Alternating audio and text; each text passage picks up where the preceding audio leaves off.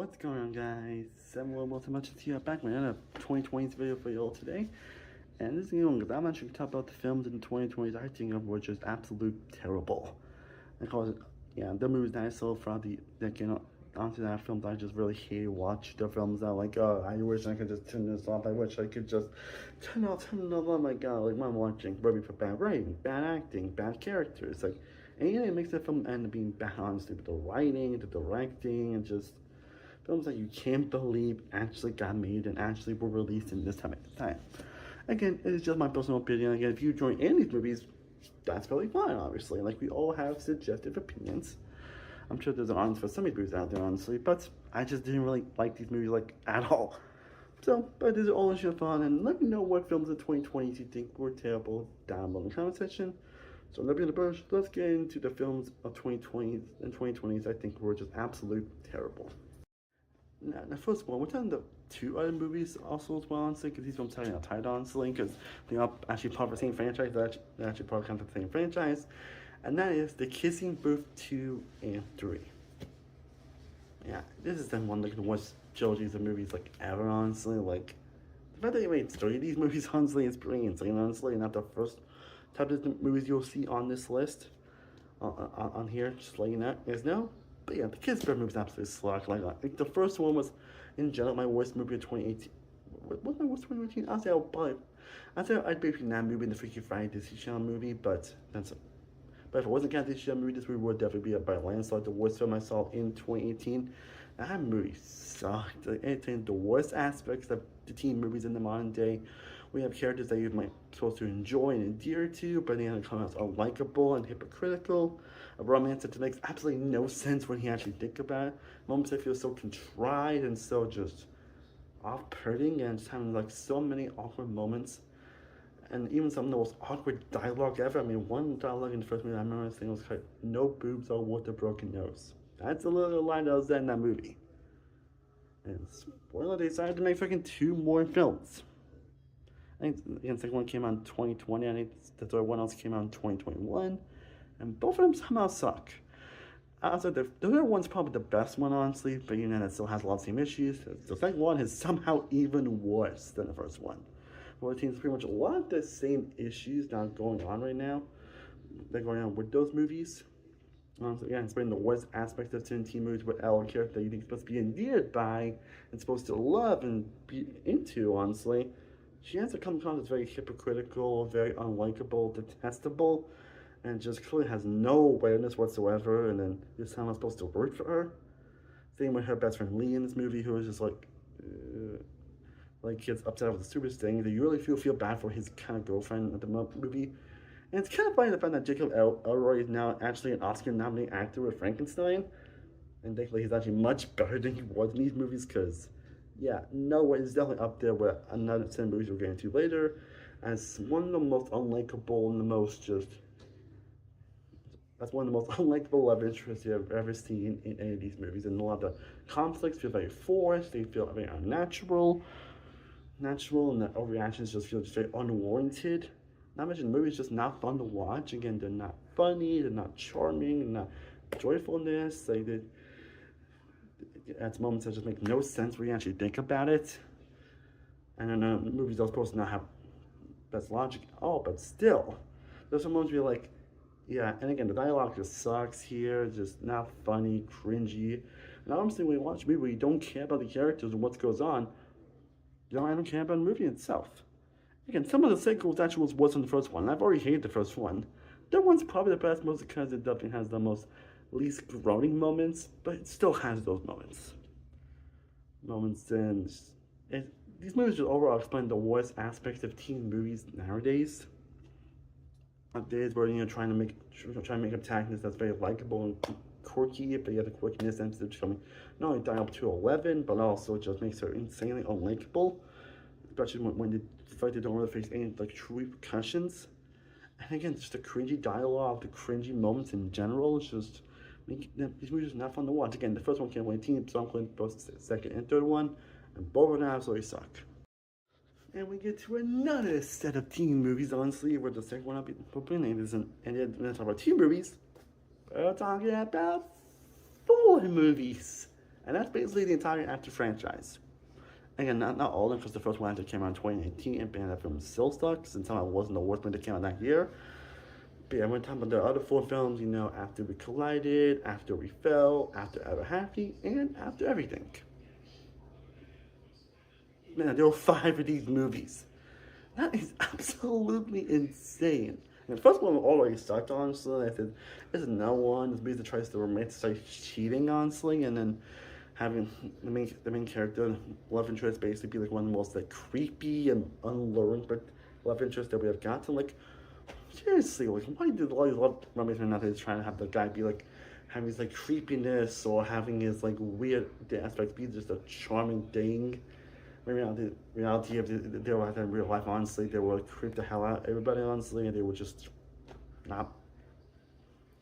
If this was done in real life, honestly, it would definitely be a different story. That's what I'm trying to say. And some of the other films would end up being a lot worse, honestly, than the first one. That film already sucked. And even the main love interest, like I mentioned earlier, is not that interesting, likable. Like, it's not that she's. I still want to say she's not as bad as, like Elle from Kissy Bird movies. I'd say she's just more bland than anything, more just uninteresting. Yeah, she also saw some moments that just make you go, you're serious, right? Yeah, but yeah, all of these movies, again, After We Collide, it's probably the worst one, honestly, most because it's just the most painful to watch, with the most uncomfortable moments, and even when it tries to be very, very sexy and very alluring, even fails at that. And again, the fighting and the constant back and forth that happens, and the conflicts they try to force on these characters, even that's not interesting or not compelling. After We Fell is just plain out boring, honestly. It's just nothing really happens in that movie, if I remember correctly.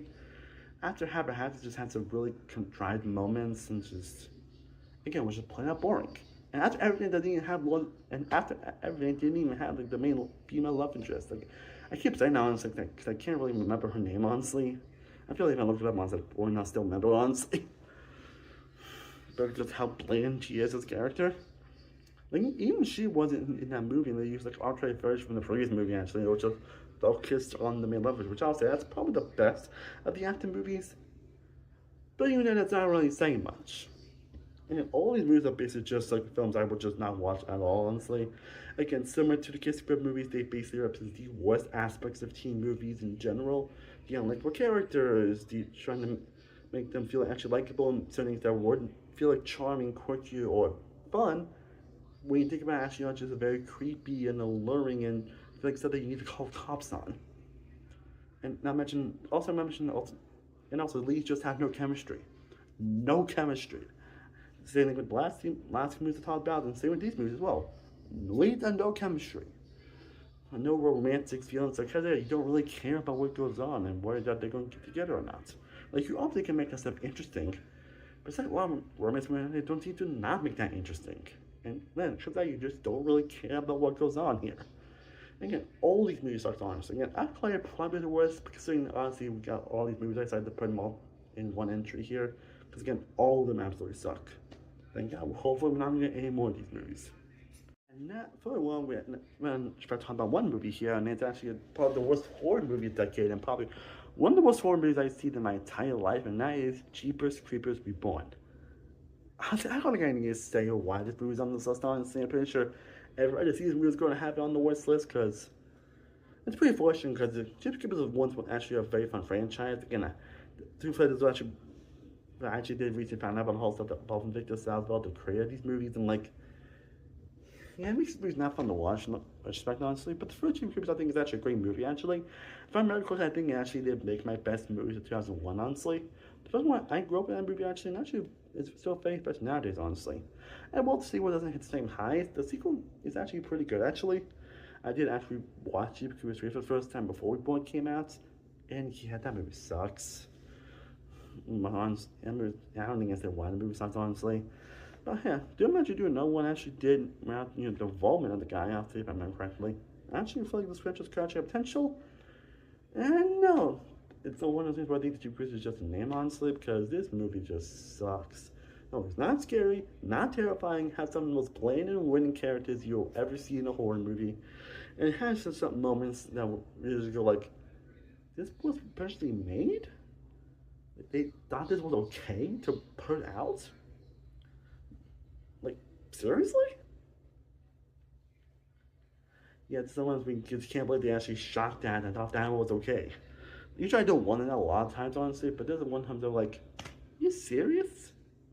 So yeah, not much to say about it, honestly. It's just a pretty abysmal movie that was just not fun and boring to watch.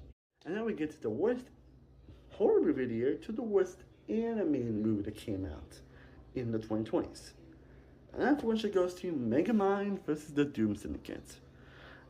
Which, man.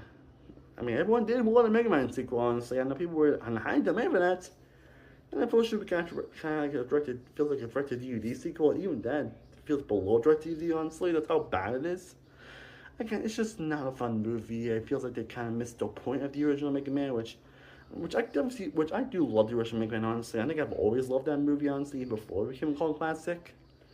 But I can see why a classic is definitely a great movie. Again, I think it also made my best movies of 2010. And they wanted a sequel, honestly, but we ended up getting like a shallow, poor imitation of the original movie. That feels like it got like all the heart, charm, and innovativeness that makes the original Mega Man gourd.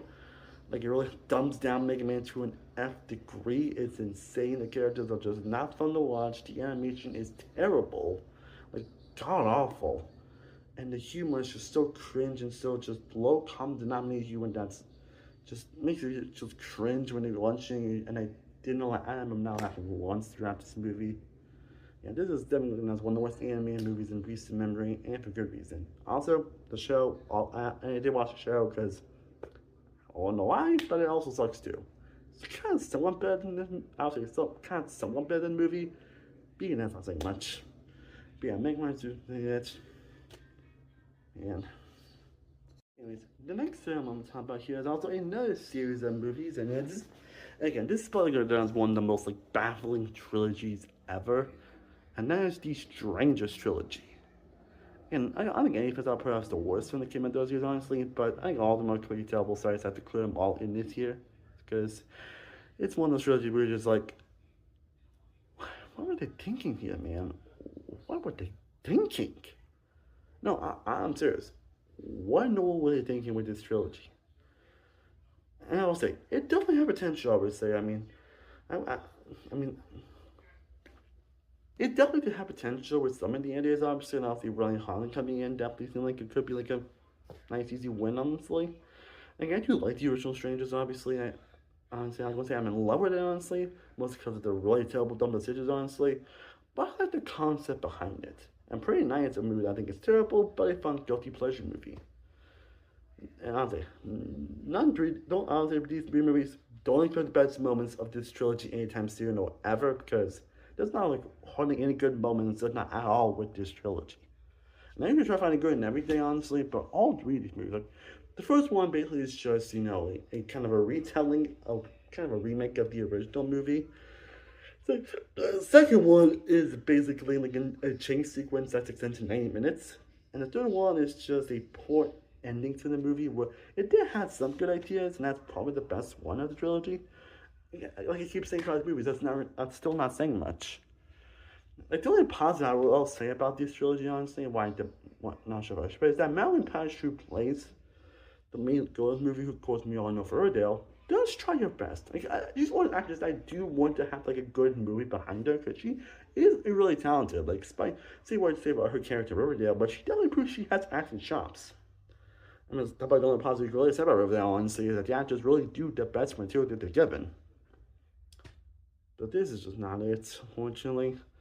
Not scary, not inventive, not entertaining the slightest, not really fun to make fun of.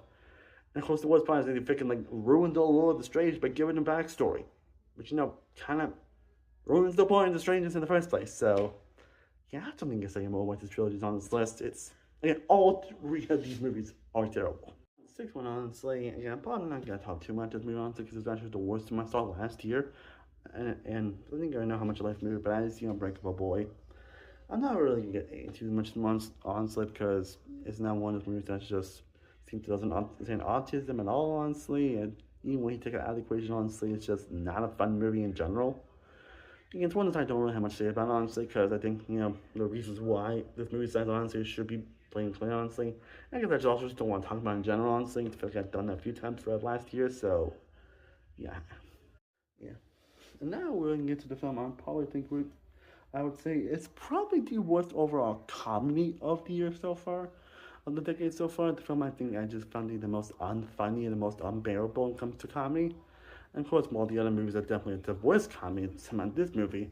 When you think of a film that does an overall comedy, that round question goes to the freaking Ron Missy. Again, again, Netflix has definitely not been the best when it comes to comedies, honestly. And like sometimes, a lot of the comedies you go to the lowest common denominator, and sometimes they just don't really know how to write comedy, or they just do the same jokes over and over again. And that'll make it funny, honestly. That's fortunately a lot of things, and sometimes they think just loud screaming and yelling is just funny, which I mean can be obviously if you get the right material, the right people involved, it can be. But this is not one of them. As Missy has come to one of the most, as the character Missy is like one of the most unbearable, unlikable, and insane characters, but not in a good way, I've ever seen in a movie this decade. And yeah, they also do the thing where they try to make you care and like her. I mean, when she's like, well, me, but it's like when you look at all the stuff she's done in the movie, she's acted around it.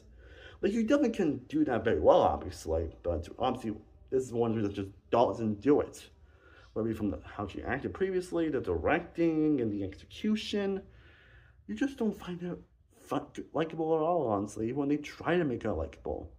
Even the other characters have done the Scott that either the comedy still just what you expect from time Netflix comedy, just something even worse again with the lowest common denominator, the screaming, the yelling, the insane type of moments where it's like, yeah, this means funny, and laugh, laugh, laugh. Yeah, I didn't laugh once at Drama See. Yeah, it should be no surprise that I'm making this list, honestly. I think everyone hates this movie, and for good reason. It is pretty terrible. And the next film we'll talk about, we get to basically what I think is the worst Disney live action remake, in my opinion at least, and that is Pinocchio. Man, Robert Zemeckis, man. Remember the days where he used to be like one of the best directors working today, honestly? I mean, this is the same guy that made Who Framed Roger Rabbit, Back to the Future, and Forrest Gump. Movies are considered to be like some of the best movies ever made. He made some pretty underrated gems as well. But like ever since The Walk 2015, he's gone on a big downward spiral. Unfortunately, from his last movie after this movie, he has not gotten better, unfortunately. And Pinocchio is somehow his worst movie. Again, also there have been some bad episodes with the last Wonderland movie and some other movies. This is, in my opinion, the one I just felt the most egregious while watching. Mostly, I feel like it's just a mostly, they didn't want to have certain things be said here from the original. It basically is just like a big, huge, watered down version of the original Pinocchio. And I do enjoy the original Pinocchio, obviously. I wouldn't call it one of my favorite Disney movies, but I still enjoy it. And again, it feels like more of a watered down version of that original. Like, the visuals are terrible. The voice acting, they do try, but they don't really do great, honestly. Even Tom Hanks feels like he's kind of sleepwalking at some point during his performance as Geppetto. And I thought it's a perfect casting choice, but unfortunately, it's just boring, uninteresting, and even some of the other content is I don't really have much of, anything. And what's it with these like Disney movies that has just these really abysmal endings? Like I'll say, Lilo and Stitch, I'll say probably has the worst ending that really killed that movie for me, in my opinion. I probably enjoyed it a little more than most people, but that ending just sucks. And this movie somehow does as well. Like it just doesn't really have a conclusive ending, and the thing they did with that monstro and everything. I mean, I'm just kidding. Pinocchio doesn't even like turn into a real boy in the end of the movie, which is kind of the point of the original movie. So yeah, and that proved that these live action remakes really should just stop happening. I definitely a bit of one from also and this is like the last one, honestly. I knew what my last one was going to talk about, but I wasn't sure what I found to put here. But in the end, I decided to include Madame Web. And generally, I probably should include all the other, Sony Universe movies, honestly. But again, while I do think Fairy Hunter and Morbius are terrible movies, honestly, I wouldn't say I totally hated my time watching those movies, obviously. And I probably enjoyed the Venom movies probably more than most people. I do think some of them aren't really that good movies. Man of Web, though, I mean, do you have anything to say about Man of Web, honestly? It's one of the worst movies ever made. It's one of the most incompetent movies ever made. I don't think I need to say anymore. And now we get to the last movie here, we're now going to talk about the movie I think I consider to be not only the worst movie that's on 2020s, but probably my least favorite movie of all time. Originally, that was The Last Airbender, because it also took a shit on my favorite show of all time. But somehow, Sia's music managed to not do so. Again, I've probably mentioned this a few times because I am on the autistic spectrum. I am autistic. And it's unfortunate that autism aspect really doesn't really get much for me. There are a lot of characters that are more just like autistic coded that do better with having autism than really, actual autistic people, actual autistic portrayed characters. Definitely have a few good suggestions or a few good, and I might make that video at some point. But yeah, this proves that Hollywood really doesn't know how to write autistic people. They just go for the very big stereotypical aspects that are known for being autistic people. Even the first one, Rayman, honestly, apparently was actually an autistic, actually autism they actually portrayed apparently in that movie. Yeah, and I'll say, I do get, here's what I'll say. I do get C's attention here. I do get what she was trying to do, actually. And it's also kind of funny also, after a couple years after the backlash she received from this movie, she's actually was revealed to be autistic herself. That's kind of weird if you think about it, honestly. Sorry to bring that up, I want to bring that up really quick, but then of course all the backlash she received for not hiring an autistic actress, obviously, and then honestly, these have really made me turn down on Sia, honestly. And I love Sia's music, honestly. I love Chandelier, Elastic Heart, Alive, honestly. But now I really have a hard time, singing her music, honestly, because of this movie. And generally, I think a lot of people have, honestly. Really, she has had a big hit since then. Her only big hit this decade, honestly, is off of 2016. Yeah. That's just sometimes it's hard to even do her songs karaoke when I feel like I definitely rock those songs. I think I've done Unstoppable and Chandelier before, but I know they're confident. I want to do Elastic Heart, but it's this movie still lingers, and people are still feeling the effects all these years later, and for good reason. The movie sucks. No, it sucks. The acting is pretty terrible across the board. It does have some visually sounding great moments, obviously, which is probably why I say it's my least favorite than being an actual worst movie. But it's not hard to, even after the Kate Hudson plays one of the most unlikable textbook characters in all of film, in my opinion.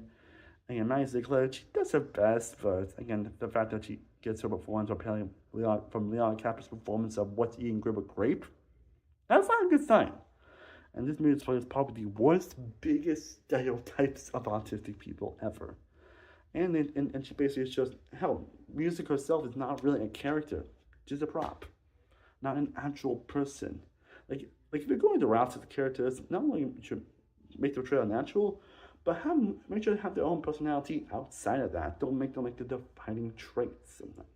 Make sure they have an actual personality or have actual interest. I don't think music really has true interests that he's fixated on.